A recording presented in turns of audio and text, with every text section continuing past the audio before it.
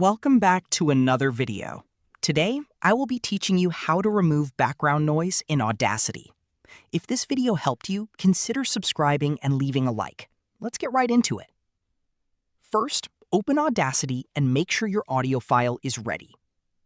The first thing we need to do is get a sample of the background noise. Find a small section in your audio where there is no talking or important sound, usually around 2 to 5 seconds. Click and drag to highlight that part of the audio. Next, go to the top menu and click on Effect. Then select Noise Removal and Repair, and after that, click on Noise Reduction. Now click on Get Noise Profile.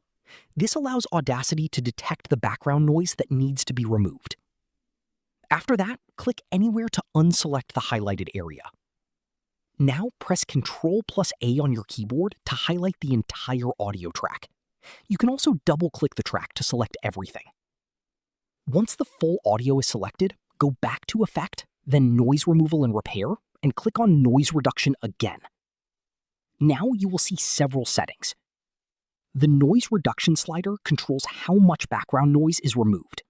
If you increase it too much, the audio may start sounding strange. The sensitivity setting controls how much sound Audacity treats as noise.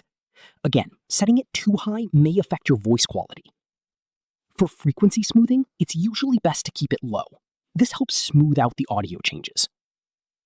You can click on Preview to hear how the audio will sound before applying the effect. If everything sounds good, click OK to apply the noise reduction. Depending on the length of your audio, this may take a few moments. If you are not happy with the result, you can always click Edit and then Undo to try different settings again. That's it. You have now removed background noise in Audacity. If I helped you in this video, consider subscribing and leaving a like, as that helps support the channel and lets me keep making more videos like this.